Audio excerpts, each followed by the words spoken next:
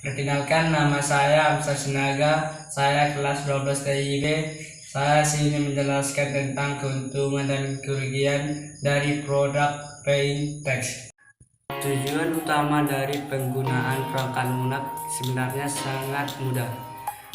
Yang dilakukan adalah bahwa software yang dihasilkan dengan kebutuhan yang tertentu. Keuntungan pengguna produk Paying Text adalah: 1. Memberi informasi mengenai produk. 2. Menjadi aplikasi editing. 3. Mengetahui proses mencari kesalahan. 4. Sebagai upaya untuk mengatur strategi merek. Kerugian pengujian pada produk Paying Text adalah: 1. Apabila ada kesalahan dalam penggunaan, perusahaan membayar biaya ekstra. 2. Memakan banyak waktu. 3.